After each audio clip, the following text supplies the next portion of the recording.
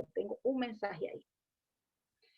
Bueno, vamos a iniciar. Este es un tema muy bonito. El tema de diseño universal es muy interesante y además es un tema que cada vez vamos a tener que aprender más y que cada vez se nos va a demandar más.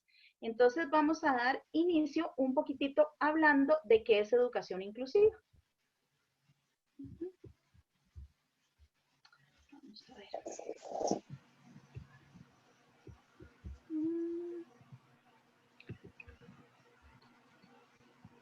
No se me está pasando la diapositiva. Vamos a tratar de solucionar esto. A ver qué pasó. Voy a compartir de nuevo y ya ingreso con ustedes otra vez.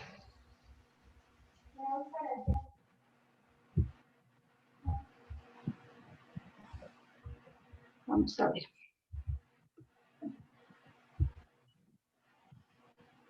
Detalles técnicos.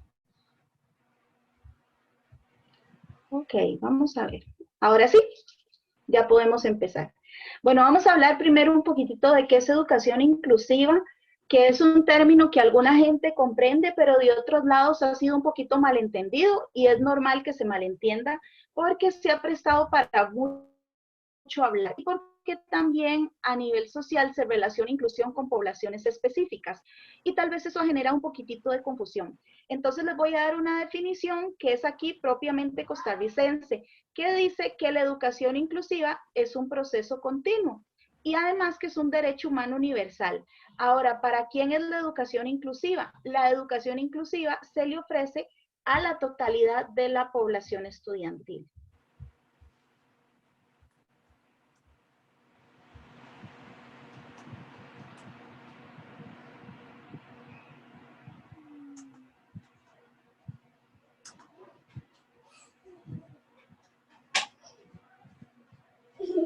Necesito indicaciones si me estarán escuchando bien porque tengo algunos problemas para compartir. Entonces, les agradezco si me lo hacen saber. No se ve ahorita la presentación, Evelyn. Ok, ahorita no se ve. Voy de nuevo. Qué pena. Ok. Las chispas del oficio.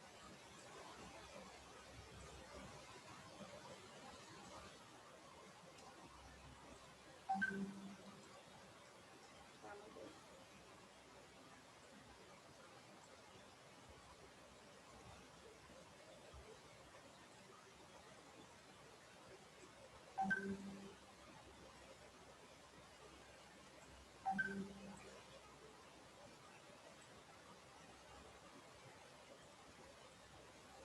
Ok, voy de nuevo. Bueno, les comentaba que es algo que se ofrece a la totalidad de la población estudiantil. A veces nos dicen que la educación inclusiva es para ciertos grupos y efectivamente va a favorecer a los grupos que han sido históricamente más vulnerables. Pero cuando hablamos de educación inclusiva, yo estoy pensando en la totalidad. Entonces, ya desde ahí yo dejo de pensar que es que tengo un grupo de 30 o 35 y como dicen, a veces se dice mucho desde la docencia, es que yo tengo 35 con esta condición. Desde la educación inclusiva vamos a respetar la diversidad, entender que todo el mundo es diferente, pero a la vez vamos a asumir las personas como una unidad. Entonces, estamos hablando de un proceso educativo de calidad y equidad. Ahora se habla de un currículo pertinente y flexible. Para aclararles, hay gente que nos pregunta que si currículum pertinente y flexible se refiere a bajar el nivel y nunca se refiere a eso. Se refiere a que vamos a trabajar de acuerdo a nuestros planes de estudio, solo en casos específicos haríamos determinados apoyos educativos cuando estén justificados, pero el currículum flexible y pertinente se refiere a aspectos metodológicos, aspectos didácticos y a la parte de evaluación. Ahora, ¿qué es lo importante aquí? Que se involucra a todas las personas por igual y que se reconoce y se valora la diversidad humana y se procura que se elimine toda barrera para el aprendizaje y la participación. ¿Cuál es la diferencia entonces cuando hablamos de educación inclusiva? Que cuando nosotros nos centramos en pensar en limitaciones o problemas o dificultades, directamente nos vamos a ir a las personas estudiantes. Cuando estamos desde un paradigma de educación inclusiva, vamos a pensar en barreras para el aprendizaje y la participación que hay desde el entorno o ya desde la propia pedagogía de la persona docente. Entonces ahí hay un cambio radical en eso. Ok, ¿por qué es importante la educación inclusiva? Pues precisamente por esto, porque somos personas de diferente condición, con diferentes condiciones de salud física, de discapacidad, de estilos de aprendizaje, de ritmos de aprendizaje, geográficas, de nacionalidad, de idioma y demás. Entonces, entre más inclusivos somos, como nuestra forma de pensar y nuestra forma de vivir y nuestra forma de educar, mejor vamos a responderle a la diversidad de personas que tenemos acá. Ok, ¿qué hace que una persona docente sea promotora de la inclusión? Bueno, dice que lo primero es que nosotros vamos a favorecer la totalidad de la población estudiantil. Eso se dice fácil, pero nosotros no siempre lo hacemos. ¿Y por qué? Porque somos personas. Es muy sencillo tener química con unos y no con otras. Y que nos llame la atención cierto perfil de estudiante que tal vez es más afín a mí que otros. Entonces, decir que se favorece a la totalidad de repente es muy sencillo, pero cuando ya uno se cuestiona si de verdad lo hace, es otra historia. Ahora, los apoyos buscan potenciar la equidad del desarrollo humano. No es que yo voy a dar un apoyo en la asignatura que yo imparto porque hay una necesidad especial o porque hay que ayudar o porque la ley me lo demanda. Desde la educación inclusiva es otra visión, es otro paradigma. Vamos a pensar en que la persona se potencie en el desarrollo humano de esa persona. Entonces, ya cuando yo parto de ahí, incluso soy más consciente a la hora de que voy a dar un apoyo determinado. Y un aspecto muy importante es el espacio relacional, aún en un modelo a distancia. Un profesor o una profesora que es promotora de inclusión siempre le va a dar mucha importancia al clima entre estudiantes, ya sea en un aula presencial o en un aula virtual. Independientemente del espacio, va más allá de lo académico. Entonces ven que educación inclusiva implica un montón de cosas. ¿Ok? Va a promover la inclusión de todas las personas en diferentes modalidades, programas, estrategias y servicios educativos. Y esto es muy importante. ¿Qué es una característica de un profesor o una profesora que cree en la inclusión? Va a buscar un permanente proceso de actualización en lo académico y también en lo social, porque resulta que los docentes no nos podemos actualizar solo en lo académico, tenemos que ir más allá y ver la parte social. Entonces, usted no se puede quedar en lo que estudió en una época determinada y tiene que borrarse de una vez de la cabeza el discurso de que a mí la universidad no me preparó para eso. O sea, ninguna universidad va a preparar 100% a nadie para enfrentarse a la vida laboral, a nadie. Y nosotros vamos a trabajar con personas. Entonces, en el momento en que nosotros trabajamos con personas, estamos trabajando en un contexto laboral que cambia minuto a minuto. Entonces, nosotros no nos podemos esperar a que nos capaciten para todo. Ahora, reconoce y valora la diversidad humana, respeta y valora las diferencias, no importa la clase social, la edad, la religión, la etnia, las características personales o la nacionalidad. Yo siempre digo que este cuento todo el mundo se lo sabe, pero a la hora de la hora, los prejuicios y los mitos siempre nos generan una pasada y uno empieza a hacer muchas cosas en sus aulas, a distancia, presenciales, y en los ejercicios donde la discriminación nos reina. Y lo hacemos a veces hasta sin querer. Son cosas que hemos aprendido desde muy pequeños. Ok. ¿Qué es importante respecto a esto? Que educar inclusivamente es toda una actitud. Entonces, a mí me llama muchísimo la atención, yo entiendo por qué la gente lo dice, pero cuando la gente dice, bueno, es que le vamos a hacer un proceso de inclusión a María.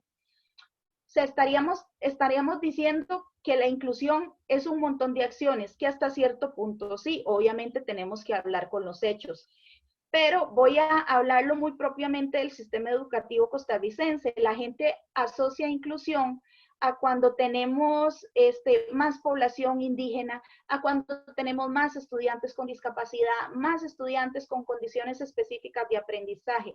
Y realmente esas son poblaciones que han sido vulnerables históricamente y que sí se van a favorecer de un docente más inclusivo y de una clase más inclusiva, pero ellos no son la meta específica de la inclusión. La meta específica de la inclusión somos todas las personas, incluyéndonos a usted y a mí como docentes.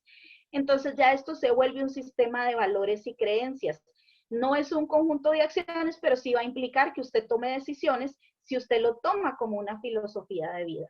Entonces, ¿qué es importante en esto? Claro que hay acciones. Nosotros siempre decimos que la inclusión cambia las políticas, porque efectivamente cambia las políticas, por eso tenemos leyes, por eso tenemos normativas a nivel nacional e internacional, pero también cambia la cultura y también cambia nuestra práctica. ¿Cuándo es que tenemos problema? Cuando lo hacemos solo por la ley o cuando lo hacemos solo porque nos obligan. Entonces ya no se vuelve una cultura de mi clase, no se vuelve una forma de ser mía del profesor. Esto genera a veces mucho temor porque ha sido muy mal entendido de cómo lo tenemos que hacer. Y aquí va como un tip. O sea, lo más importante, una de las cosas más importantes siempre va a ser el respeto y el clima y el espacio relacional entre la población estudiantil. Ok, hasta aquí quiero saber si hay alguna consulta sobre lo que dije. O si alguien tiene alguna opinión o algún comentario, no sé si por chat o si por micrófono, lo pueden realizar. Pueden abrir micrófono y preguntar y consultar, o lo pueden escribir. Entonces me espero un momentito por si alguien tiene alguna consulta específica, y si no, le doy continuidad.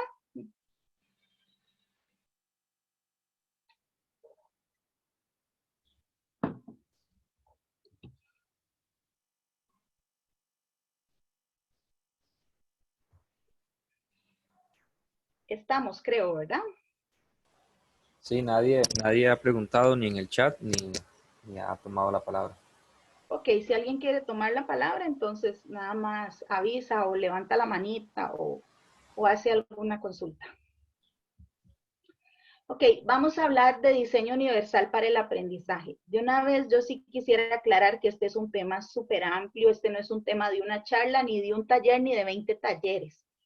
Este es un tema que hay que estudiar un montón y a profundidad, porque de cada una de estas cositas que yo voy a comenzar a nombrar, podemos hacer tesis. Entonces, voy a dar una de las definiciones, voy a hablar de algunas de las definiciones más recientes que se han encontrado. Bueno, voy a empezar con la más viejita. Decía Herman que es una manera de pensar la educación, que es una filosofía que tiene el potencial de reformar el currículum y hacer que las experiencias de aprendizaje sean más accesibles y significativas para la población estudiantil en general. La gente a veces se asusta y dice, ¿eso quiere decir que esto va a ser más fácil? No, eso no quiere decir que yo voy a hacer que la educación sea más fácil, pero sí se le va a facilitar a la persona estudiante. Y hay una diferencia entre que yo, profesor, haga las cosas fáciles a que yo facilite el acceso de ese estudiante a la información. Y ustedes que trabajan en una ciencia básica que ha generado tanta roncha eternamente y para siempre, ¿verdad? Tienen que tener esto muy en cuenta. Ahora, el diseño universal para el aprendizaje es un modelo que fundamentado en los resultados de la práctica y está fundamentado en los resultados de la práctica y la investigación educativa, las teorías del aprendizaje, las tecnologías y los avances en neurociencia.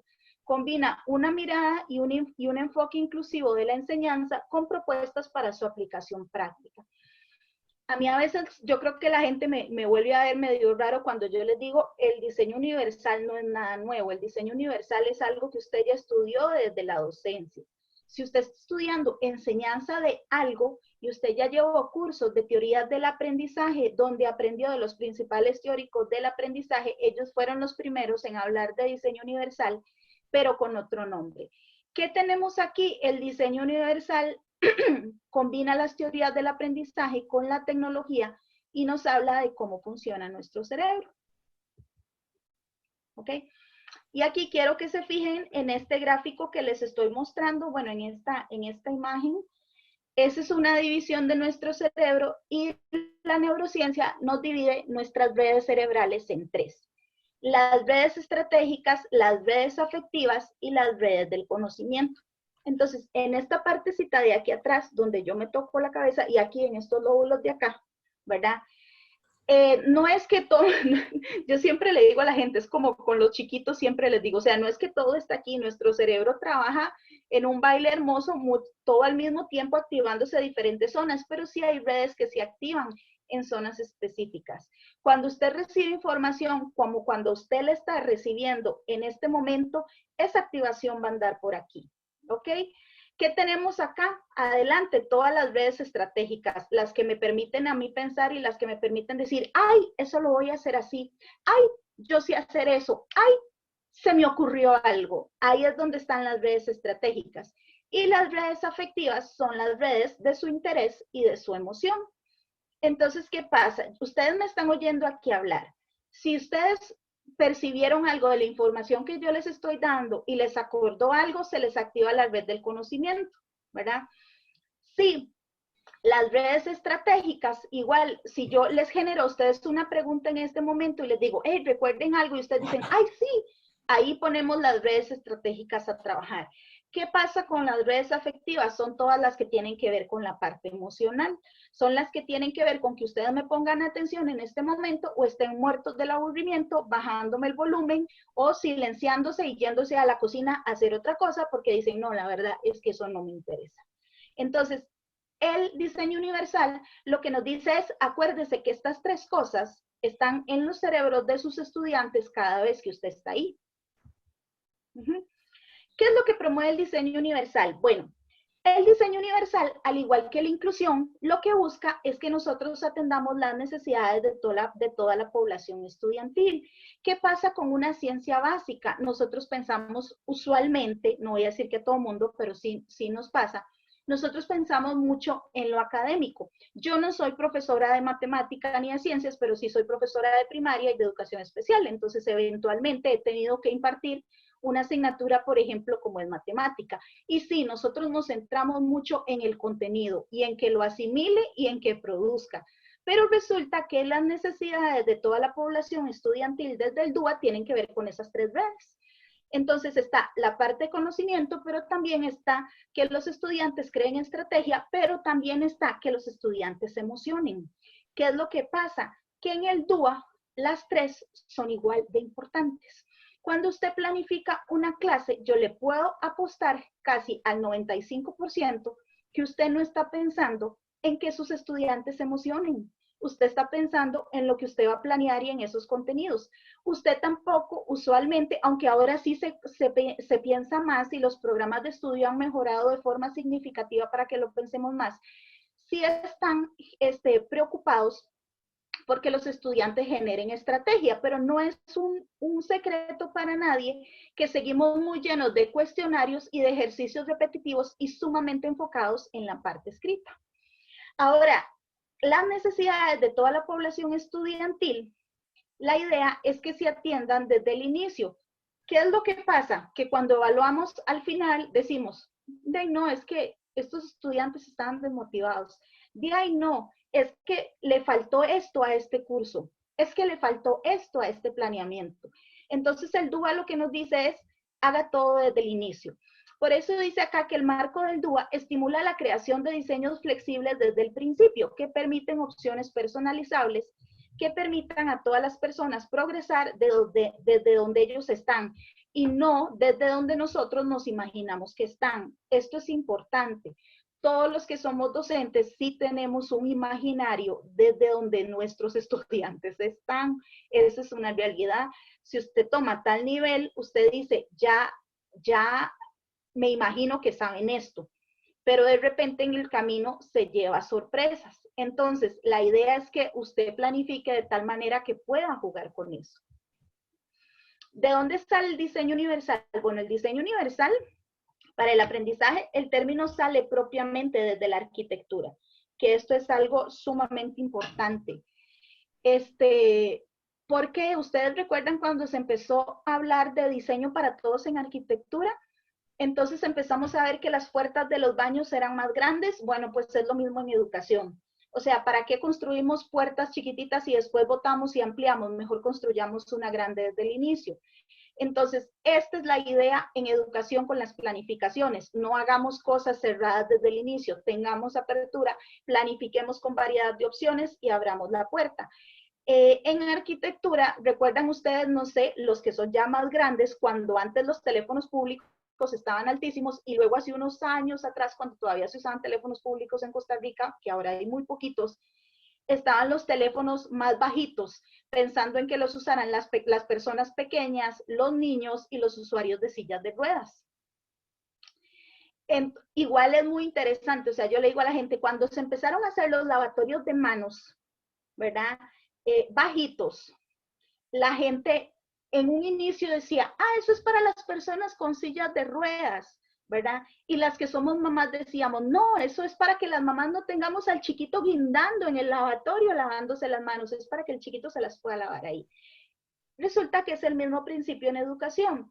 Cuando usted diseña su planificación y el planteamiento de su clase de tal forma que le responda a toda la curva, desde los que están más abajito al promedio, a los que están muy avanzados, ¿verdad? Usted va a responder a todos los estudiantes e incluso a los que usted no se imagina. Va a involucrar tecnologías y también vamos a involucrar todo lo que es la neurociencia, de que el conocimiento se construye en contexto.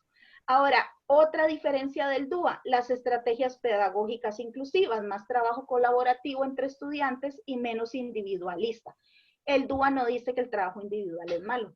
El DUA tampoco dice que la pizarra es mala, ni que el libro de texto, ni que hacer ejercicios escritos es malo. Lo que dice que es malo es el abuso y el sobreuso que les hemos dado. Más trabajo colaborativo y mayor valoración del contexto. Ok. ¿Qué pasa cuando nosotros planificamos pensando en las 3 redes cerebrales? Bueno, como yo les conté, ¿verdad? Aquí todas las redes del conocimiento, que son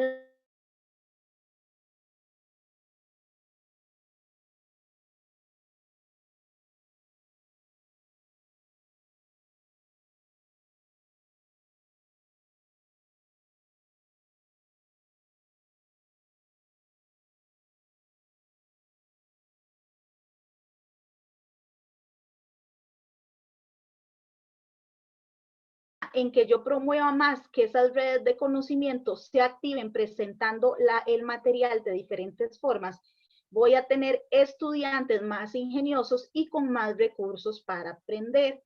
Les voy a dar un ejemplo. Los videos con subtítulos. Los videos con subtítulos, cuando se empezaron a hacer los videos con subtítulos y llegaron al cine, en primera instancia, ¿qué pensábamos? Por ejemplo, cuando la película no estaba doblada. Es para los que no saben inglés. Pensábamos eso. Y pensábamos que esa era la población específica, así como podemos pensar como un estudiante que requiere algún apoyo educativo en una clase. Pero resulta que tiempo después ya no era eso. Tiempo después decía, es que los subtítulos son para los sordos. Ahora, les apuesto que muchos de ustedes, al igual que yo, ven series con subtítulos. Yo siempre veo series subtituladas. Y mi hija me pregunta, ¿por qué ves series subtituladas? Y yo le digo, porque yo soy una gran dispersa. Entonces, a mí me ayuda tener los subtítulos porque a veces no entiendo algo o porque me pierdo con el audio. Y ahí es donde nos damos cuenta que todo lo que hacíamos para poblaciones específicas nos va a servir para todo.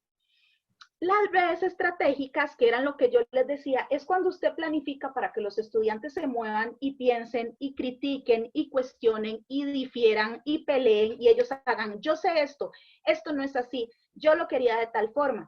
¿Qué está creando usted ahí? Un estudiante estratégico que se dirija a un objetivo. Ahora, las redes afectivas. ¿Qué hablamos de eso? Son estudiantes motivados con propósito. ¿Qué es la motivación? O sea, no es que yo vaya a llegar a poner la canción, es que la buena atención siempre es motivación, el buen material, la clara explicación, el trato respetuoso de un docente, es motivación.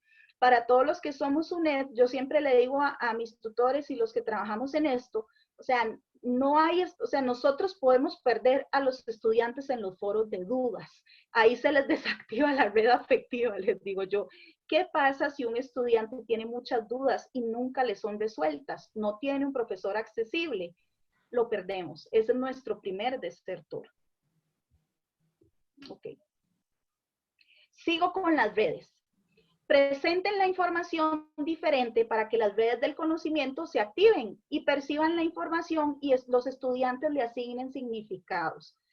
No todo es visual, hay muchas cosas auditivas y y aún siendo adultos y partiendo desde el diseño universal, nosotros seguimos requiriendo la manipulación y el experimento y el hacer cosas, aún en estudiantes grandes, aún en estudiantes colegiales y en estudiantes universitarios.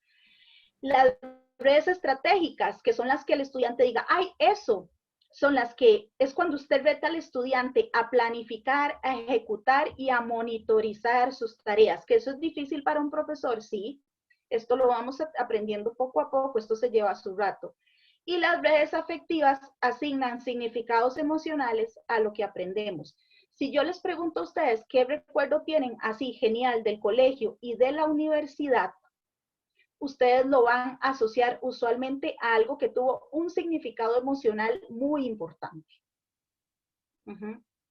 O incluso usted puede decir, a mí no se me olvida tal tema por la forma en que me lo presentaron. ¿Por qué? Porque se activó su red afectiva ahí.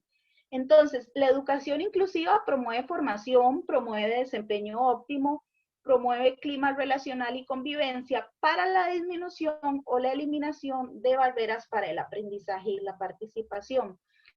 Es diferente pensar en necesidad educativa que en barrera para el aprendizaje y la participación. Cuando yo hablo de necesidad educativa, de una vez le tiro la responsabilidad a la persona estudiante. Le digo, el asunto es suyo, el problema es suyo. Pero cuando yo pienso en barreras para el aprendizaje y la participación, me tengo que evaluar a mí. Tengo que ver que también lo estoy haciendo yo, y si yo estoy organizado, si soy planificado, y si yo domino bien. Porque, ¿qué pasa? En todo, o sea, desde los niveles más iniciales hasta la educación universitaria y de posgrados, o sea, el docente que quiere dirigir en lo que igual él no sabe, ¿verdad?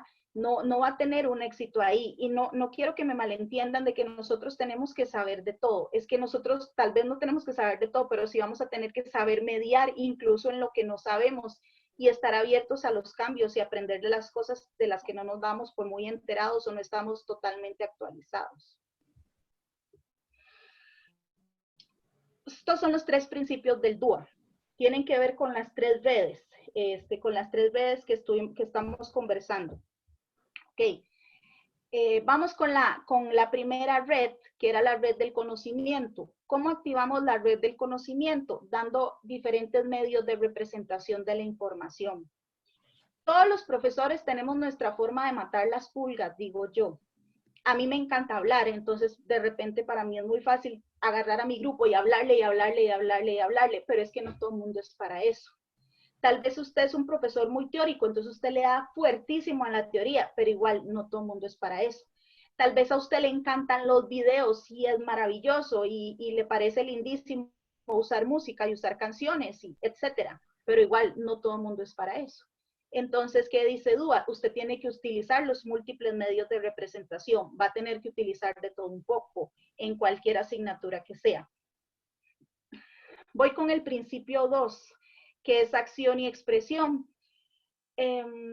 ¿Cuáles son los medios de acción y expresión que se le dan a sus estudiantes en su asignatura?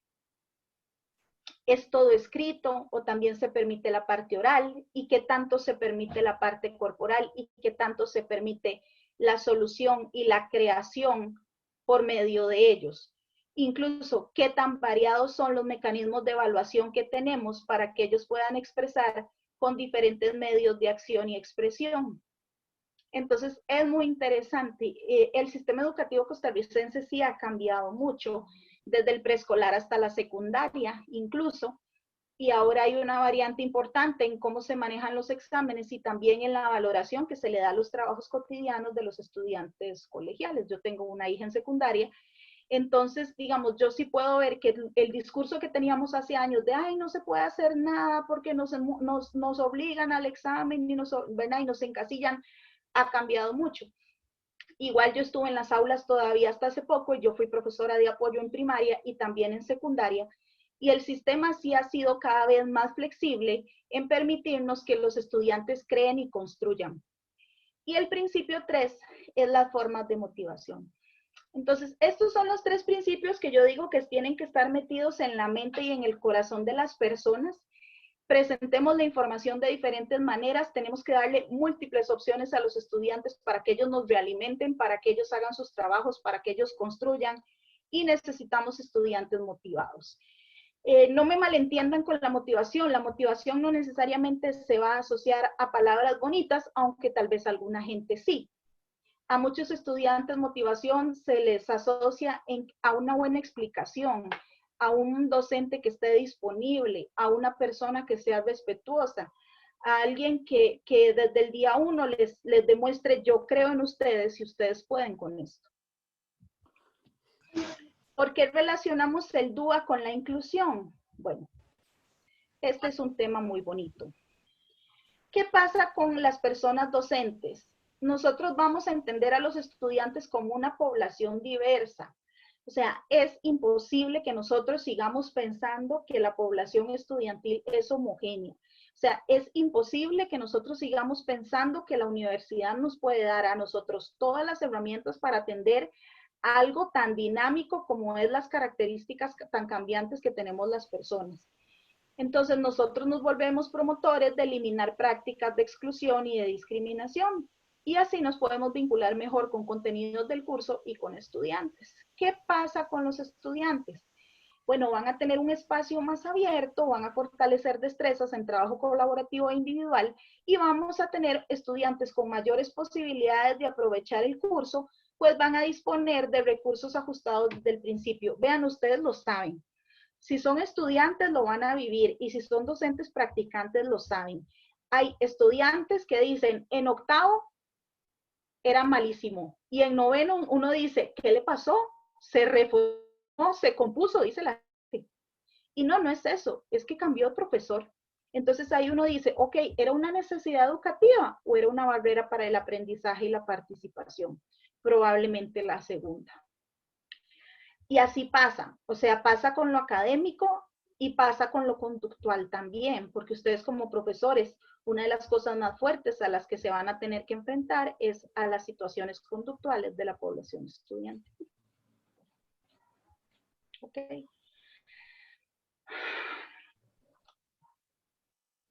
Cuando nosotros llevamos cursos de planificación, siempre nos hablan del qué, del cómo y de para qué. Pues resulta que el qué, el cómo y el para qué igual se relacionan con las tres redes cerebrales y los tres principios del DUA.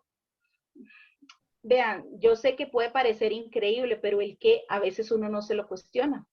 A veces usted se fija en lo que dice el plan de estudio y usted dice, aquí voy, pero cuando usted dice, ok, ¿qué es lo que yo quiero que se les fije? ¿Qué es lo que quiero que aprendan? ¿Qué es la prioridad? Ahí es donde usted va a poder hacer su planeamiento didáctico con diferentes formatos. ¿A qué me refiero con esto? A que si usted va a dar un curso, si va a dar una lección, sí va a necesitar diferentes apoyos, ¿verdad? Incluso yo creo que hasta cierto punto la pandemia ha forzado a muchos profesores del área matemática a responder a eso de manera más efectiva. Y se los comento porque yo les comentaba ahora que tengo una hija en el cole. Entonces, ¿qué pasa? Probablemente mi hija antes recibía mucha clase de libro y pizarra, todo era muy visual y muy escrito. De ahí se vino la pandemia, entonces ahora curiosamente recibe muchos videos, recibe prácticas, recibe audios y tiene tiempos de conexión con el profesor. Y casualmente era una variedad que antes no tenía, pero que al implementar la tecnología y al buscar otras formas de presentar la información, se dio, y en este caso ha sido beneficioso.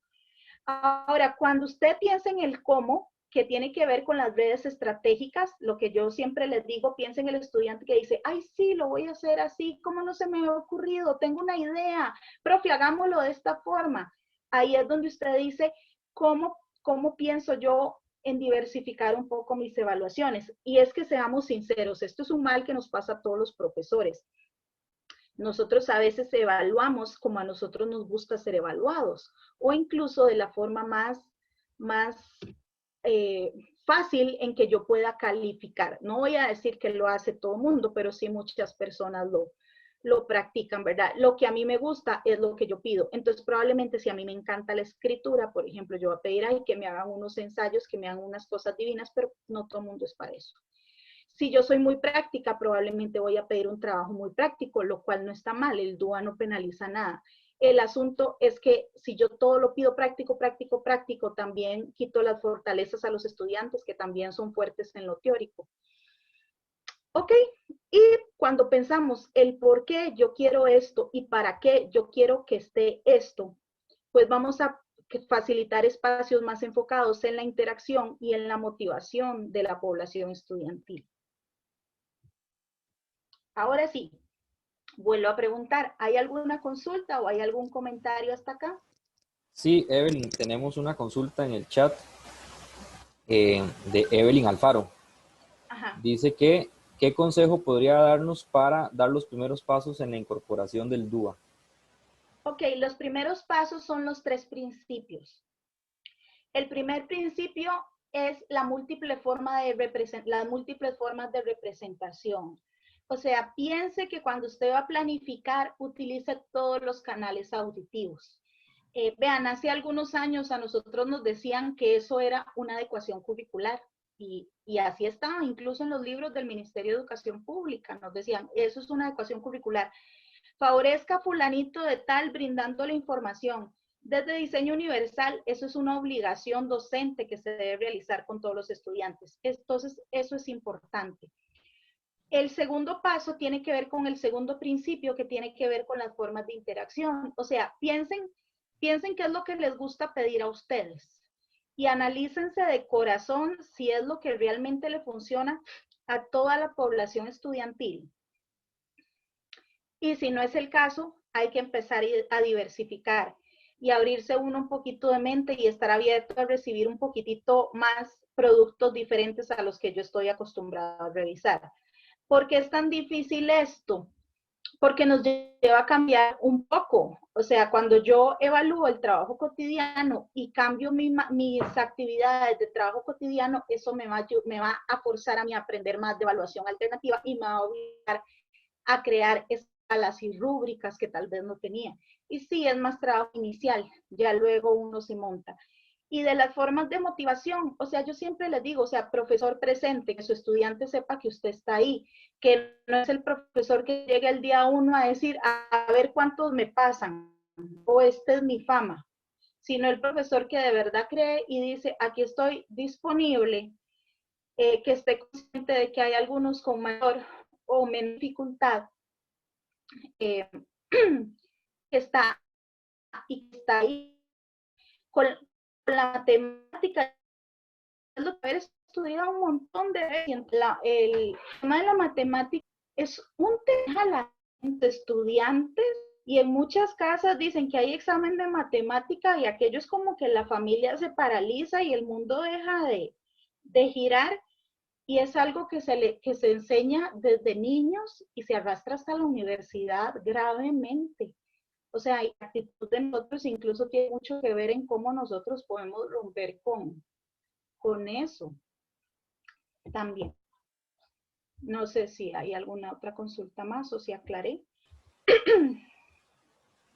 Por el momento no hay más preguntas en el chat. No sé si alguien tiene alguna consulta y quiere hacerla O si así, alguien abriendo el quiere audio. preguntar con... Sí, si alguien quiere el audio, me espero aquí unos momentitos.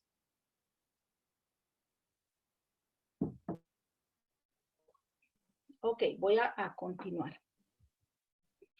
Ok, el DUA se tiene que aplicar en la instrucción. Esto que está aquí, obviamente no se los voy a leer todo, no se asusten. La pregunta que acaba de hacer ella, algo que se llama pautas.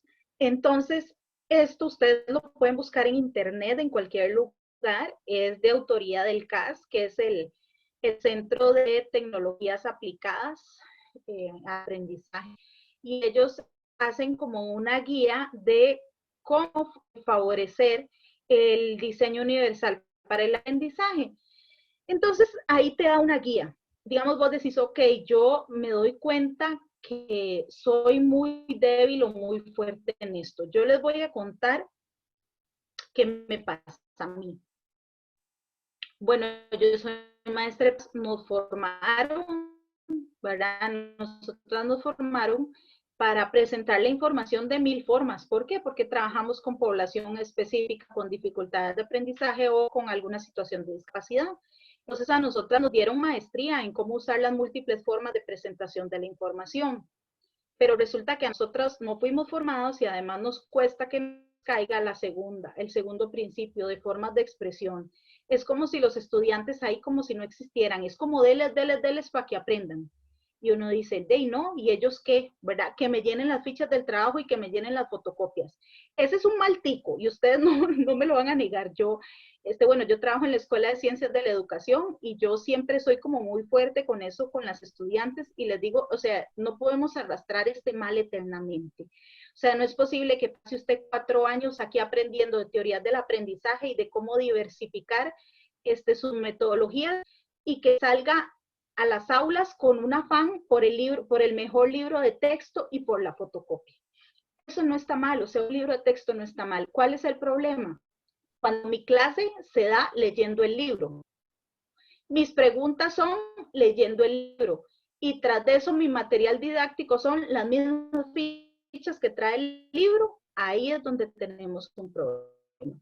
Entonces, si hay autores fuertes que critican fuertemente la sobrealabanza que hay a las editoriales, ¿verdad? Que realizan libros de texto para los ministerios de educación de los diferentes países. Aquí en múltiples formas de presentación nos da opciones de mejorar la percepción de los estudiantes, de cómo darles más opciones del lenguaje, de que comprendan más. En múltiple expresión hay opciones para la segunda parte. Nosotros nos sentimos muy rentables. Vamos a ver, una asignatura o una materia que tras nos creemos nosotros que a nosotros nos toca todo y se nos olvida a veces que los estudiantes tienen una capacidad impresionante de crear cuando se sienten en los espacios aptos para ellos. Si se nos olvida la segunda, imagínense la tercera. Y la tercera nos habla de múltiples formas de evaluación. Entonces dice opciones que los estudiantes les generen. Pero vean qué interesante eso que dice proporcionar opciones para el mantenimiento del esfuerzo y la persistencia. ¿Qué pasa cuando todo es difícil desde el inicio? Perdemos a los estudiantes. ¿Qué pasa cuando las cosas no están adecuadas? Perdemos a los estudiantes. Yo estoy pensando tanto asignaturas específicas ahora que regrese, que en algún momento me interesen las clases presenciales, porque digamos, los profesores en el aula, en la clase presencial, se van a dar cuenta que se les hizo un aula multinivel. Ustedes van a tener que estar preparados para recibir un aula multinivel. Y como yo le decía el otro día a la profesora guía, hija, o sea, unos estudiantes, estos están entre ellos resolviéndose los ejercicios, otros se los está resolviendo acompañado de un tutor y a otros se los está resolviendo el amigo. Usted no sabe lo que le va a llegar. Entonces tiene que estar preparado con todo esto porque son un montón de cosas que se van a tener que enfrentar. Ok, el dúo en la interacción. Bueno, nosotros somos un sistema a distancia, pero también trabajamos en espacios físicos. Entonces, el diseño universal para el aprendizaje también tiene que ver con esto, con lugares cómodos, bien iluminados, bien ventilados y que tengan buena acústica. Vean, yo fui maestra de escuela de 17 años, yo como de 4 años para acá estoy solo en la U, sin embargo, hasta antes de la pandemia seguí en proyectos visitando muchas escuelas y colegios.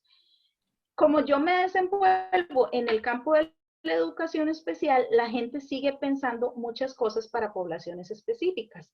Entonces dicen, ay, que si hay un estudiante con baja visión, hay que buscar que el aula esté bien iluminada. Ok, todas las aulas del mundo merecen estar bien iluminadas. Todas las aulas del mundo tienen que estar bien ventiladas.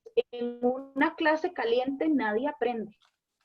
En una clase con problemas de acústica, la cosa es desastrosa. O sea, dinámica. Vean, esto es importante. Y sí hay estudios que demuestran que los profesores que hacen cambios constantes de los pupitres tienen mejor manejo de la disciplina de las aulas. ¿Por qué? Porque cambian los pupitres con propósito. A veces están en filas, a veces están en equipos, a veces están en parejas, a veces están en semicírculo, a veces están en posición para discusión y para panel, y eso es algo que nosotros sí podemos hacer independientemente de la asignatura que sea y del propósito que usted tenga. Ahí es donde tal vez uno se quiebra como profesor. Si usted dice, bueno, es que por años y años he tenido solo filas, ¿a qué se debe que yo tenga solo filas? O si yo, al revés, si yo todo el tiempo tengo equipos, ¿a qué se debe que tenga todo el tiempo equipos? Porque, digamos, el DUA lo que dice es necesitamos de todo un poco, o sea, necesitamos los espacios donde los estudiantes conversen, se muevan y creen, pero también necesitamos espacios individuales, de trabajo individual, donde la dirección sea muy específica, ¿verdad? Y también, bueno, que el espacio cuente con todas las condiciones de acceso y que considere las necesidades de todas las personas. El DUA se aplica en los recursos. Vean, este es uno de los retos más grandes. Ok, el DUA no, cuando se empezó a hablar de diseño universal, la gente empezaba a pensar que los materiales tenían que ser accesibles específicamente por personas que tenían una discapacidad sensorial, lo cual es muy cierto.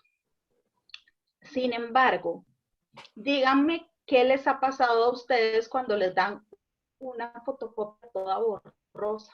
Nadie quiere estudiar en eso. Que si a ustedes se les borra un numerito, un símbolo, se echa a perder todo. O sea, la accesibilidad del material es fundamental, la presentación del material. Ahora que estamos en pandemia, yo he sido súper necia, porque esa es mi palabra, en que las fotografías o los escaneos tienen que ser de alta calidad, merecen lo mejor. ¿Qué se recomienda? 18 puntos y que no incluyan serifas. Las serifas son ese montón de letras que se ven divinas en las invitaciones de bodas, pero no son para el sistema educativo, que son las letras todas colochitas y con rabitos.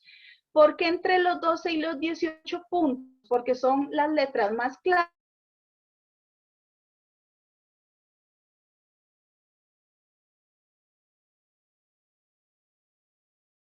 correctamente. Los estilos para titular en documentos de Word a cierta relevancia, divide el documento por partes, aclara cosas y permite hacer índices automáticos.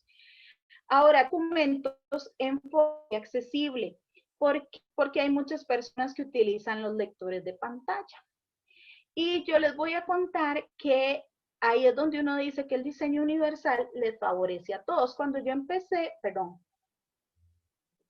a cursar mi maestría, muchas de las lecturas venían accesibles en audio. Y vieras que yo lo primero que pensé, porque eso fue hace más de 10 años atrás, era que probablemente se habían hecho pensando en los estudiantes ciegos, ¿verdad? Pero cuando yo me descubrí manejando y escuchando lo que tenía que estudiar, o me descubrí cocinando y escuchando la lectura, dije, qué maravilla, esto me economiza tiempo, esto me economiza espacio, a mí me encanta lo auditivo, entonces yo soy súper auditiva y yo dije que es esta maravilla. Y ahí es donde nos damos cuenta que no era solo una población específica, que por eso se llama universal, ¿verdad? Imágenes gruesas, imágenes bonitas, vínculos que les agreguemos al hipervínculo, textos alternativos en las imágenes de pantalla, bueno, para los que no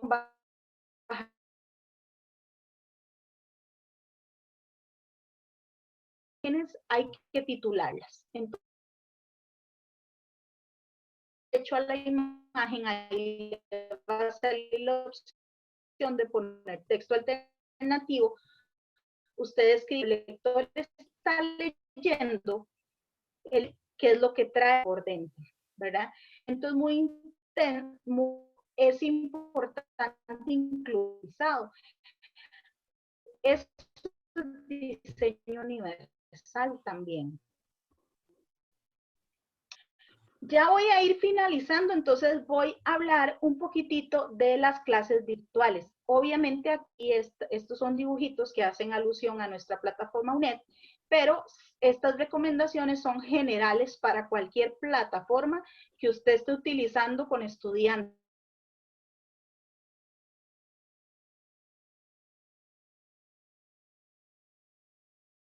Del curso y la asignatura, que no sea un chorreadero de recursos nada más. En la medida de lo posible, imágenes muy simples y que incluyan texto alternativo. Ven que ahí dice, persona saludando. Bueno, en este caso el texto viene por fuera, pero también lo podemos meter dentro de la imagen sin que se vea. Solo sería accesible a un lector.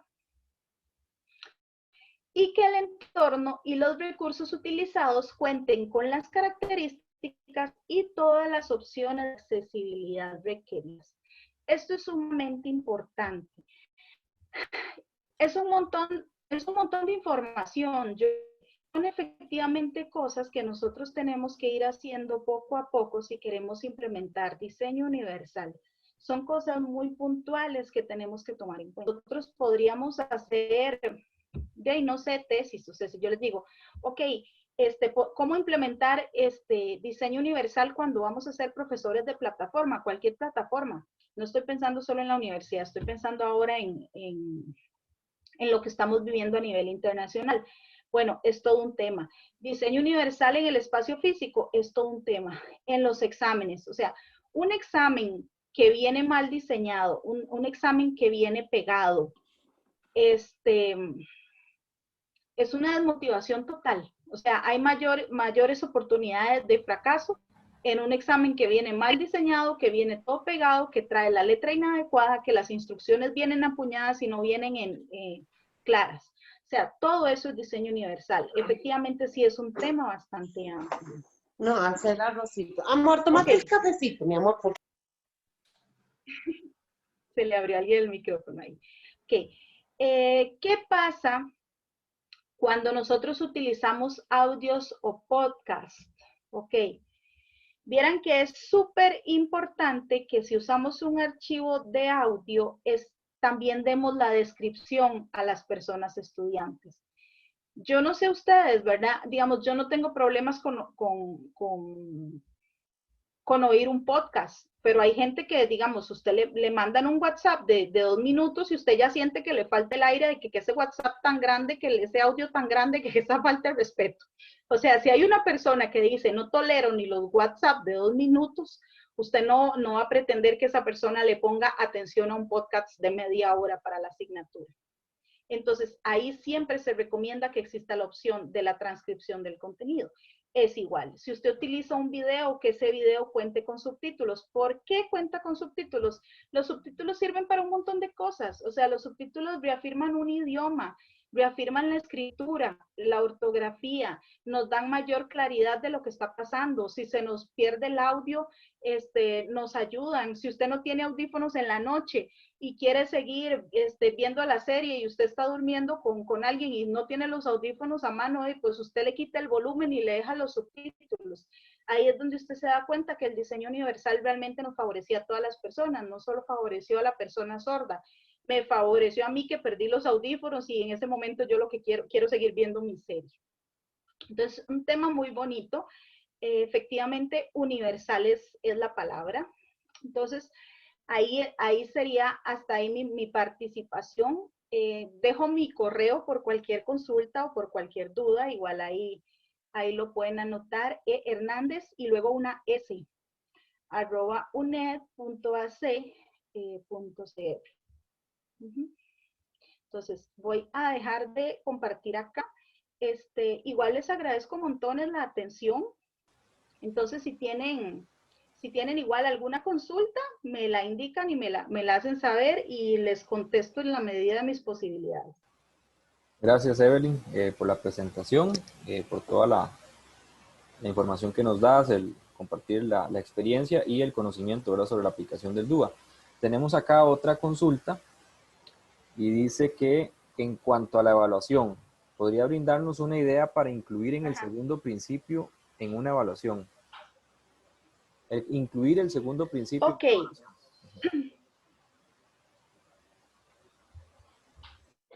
Bueno, realmente a nivel evaluativo nosotros podemos hacer un montón de cosas. Vean, voy a pensar como profesora de Ministerio de Educación, ¿verdad? Que es tal vez como lo más cercano. Voy a referirme primero a los exámenes y luego me voy a referir a las otras cosas. El porcentaje que es de exámenes escritos es de exámenes escritos, no hay opción. Pero sí yo tengo que ver qué tipo de exámenes escritos estoy haciendo. Entonces, cuando yo valoro mis exámenes, necesito balancear qué tanto yo cumplí con cada objetivo y cada contenido que voy a evaluar, ¿verdad? Porque no, antes utilizábamos mucho los cuadros de balanceo, actualmente casi no se utilizan, aunque alguna, ¿verdad? Ese es tema de otro taller, pero sí hay personas que todavía dicen que dieron un tema un día y quieren sacar una selección completa en un examen de ese tema.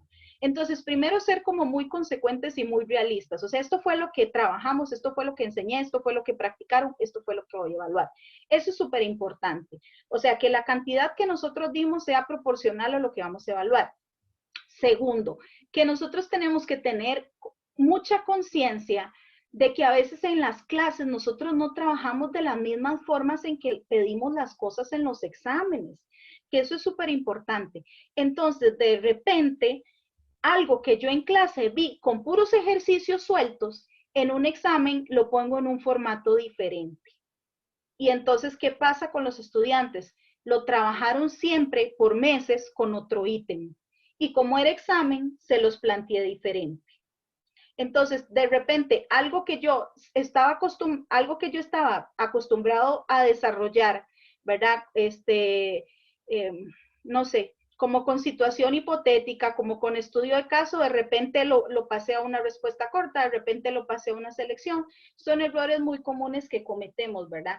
Incluso yo siempre le digo a la gente, vean qué vacilón, nosotros casi nunca practicamos las selecciones únicas o las selecciones múltiples en clase, pero siempre las sacamos en los exámenes. Entonces, ¿qué es lo que pasa? A veces ni siquiera estamos como muy seguros, pensando en estudiantes de primaria o de secundaria, de si yo la pongo bajo ese tipo de ítem, cuánto tiempo va a durar respondiendo. ¿Por qué? Porque de repente en mi clase yo lo hacía con un tiempo mayor y decía, ok, háganse estos 3 ejercicios en estas 2 lecciones. Y de repente luego yo llego y pongo 3 ejercicios similares en una selección única, esperando que cada ejercicio lo hagan en 2 minutos, pero no es la realidad. Y eso es algo que comúnmente pasa. Recomendaciones para los exámenes. Ok, la temporalidad del examen. O sea, usted no puede pensar como profesor nada más. Usted tiene que pensar y meterse en la empatía y en la cabeza de los estudiantes. A mí me pasaba como tutora. O sea, cuando yo empecé en la universidad, me acuerdo que mi encargada de cátedra me decía, Evelyn, pero es que este examen no lo van a hacer en 2 horas. Y ella me decía, y yo le decía, ay, sí, Gaby, claro que sí. Y le decía, esto se responde así, esa. Y yo le decía, y estas situaciones de vida y estas situaciones hipotéticas. Y ella me decía, sí, lo que pasa es que usted lo ha hecho 1000 veces, usted lo enseña, usted es maestra, usted tiene las respuestas así. El estudiante tiene otro proceso. Entonces, todo eso usted lo tiene que considerar en el momento, ¿verdad?, de elaborar las pruebas. Cuidar los ítems, cuidar la redacción. Una recomendación también puntual de diseño universal es que en las asignaturas que son de ciencias básicas, todas las instrucciones deben estar en pasos, no en un solo párrafo, que eso es importante. Que estén en pasos numerados y con viñetas. De tal forma que una persona estudiante puede decir, hice el 1, hice el 2, hice el 3, hice el 4, hice el 5, y que para un estudiante de secundaria o de universidad sea fácil hacer un chequeo de verificación de haber cumplido todos los pasos. Otra recomendación en los exámenes y que da mucho temor es el resaltar elementos claves. Y es muy interesante porque a veces a los profesores les da como susto y dicen, ¿cómo les voy a resaltar el elemento clave? Si eso es como guiarlo a la respuesta. Y entonces ahí usted se tiene que cuestionar, bueno, no es eso lo que quiero, guiarlo a la respuesta, que diga, ah, mira, llego aquí porque era así. Entonces, ahí es donde también uno se tiene que cuestionar. Eso respecto a los exámenes, ¿verdad? Otra situación importante es que nosotros tenemos que tomar en cuenta que ahora a nivel de trabajo cotidiano para los que son profesores de escuelas, de colegios, ¿sí? ¿Verdad? Hay muchísimas cosas que se evalúan desde el trabajo cotidiano y el trabajo cotidiano no solo puede ser resolver ejercicios en un cuaderno o en un libro de texto. O sea, el trabajo cotidiano es tener trabajos colaborativos donde los estudiantes asumen roles y se dividen funciones. También son exposiciones, también son experimentos, también es creación de situaciones problemáticas que surjan de ellos mismos. También es creación de actividades o que los estudiantes incluso sugieran, ¿verdad? Qué tipo de actividades quieren hacer y que sean evaluables, porque en ese sentido ahora sí hay como mucha más flexibilidad a la hora de evaluar trabajo cotidiano. Y una de las cosas más importantes es que aunque ustedes tengan estudiantes grandes, que ya sean adolescentes o que sean adultos, toda actividad de manipulación siempre es válida. El año pasado tuvimos un experto aquí en la universidad que él decía que una de las cosas que más destruyen el aprendizaje de los seres humanos es que de movernos así, nos acostumbramos a movernos así y a movernos así, ¿verdad? Y cómo eso nos afecta completamente en todo nuestro desempeño, en toda nuestra capacidad de producción y en toda nuestra capacidad de recibir incluso este aprendizaje. Entonces abrámonos, hagamos cosas diferentes, aprendamos de los demás, trabajemos entre pares, construyamos con nuestros estudiantes. No sé si hay algo más. Muchas gracias, Evelyn. No, más bien vamos a cerrar acá el tiempo preguntas porque tenemos otra actividad a las 6, una charla con Luis Hernández, ¿verdad? En el marco del tercer seminario de actualización profesional de la carrera de enseñanza de la matemática. Bueno, agradecerle a Evelyn, ¿verdad? Por la charla, por la presentación. Esta charla llega por un esfuerzo de un proyecto que tienen dos compañeras, Evelyn Alfaro y Daniela Araya, desarrollo de competencias en los futuros profesores de matemática para propiciar estrategias metodológicas inclusivas. Entonces, bueno, en esa búsqueda se contactó a la profesora Evelyn, a la encargada de cátedra ahí en la UNED, compañera nuestra, y nos brindó esta importantísima charla, ¿verdad? Para actualizarnos y mantenernos ahí. Como dijiste al inicio, ¿verdad? Es una pincelada de lo que debemos investigar. Tenemos que buscar mucha información, actualizarnos y mantenernos siempre ahí. Ahí queda el contacto de la compañera Evelyn. Y bueno, muy agradecidos por la presencia de todos y los invitamos a las 6 de la tarde una charla con Luis y a las 7 tenemos otra charla con Cori Castillo en el SAP. Muchas gracias, Evelyn, y a todos los participantes. Muchas gracias y buenas tardes. Buenas noches.